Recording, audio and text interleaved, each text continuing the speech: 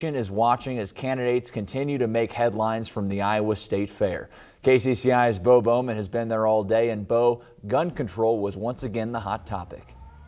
Max, we were here for Senators Michael Bennet and Bernie Sanders, as well as New York City Mayor Bill de Blasio today, and all three of them spent a good chunk of their time urging President Trump and Republican lawmakers in the Senate to get a gun control bill on the floor.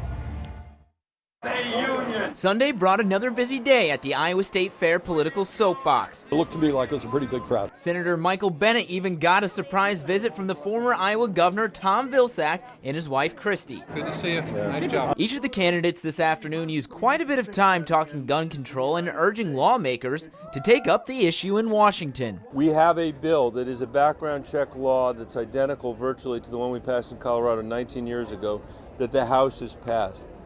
We should have a vote on the floor of the Senate. People who should not own guns, who are dangerous people, must not be allowed to own those guns. In Iowa and New York. New York Mayor Bill de Blasio even called out Walmart for continuing to sell guns, even after last week's mass shooting in one of their El Paso stores. Guns are just too easily available. And Walmart could do something very important by taking guns off their shelves. Other major companies have done it. Sanders, however, blames others for the stalemate in gun legislation.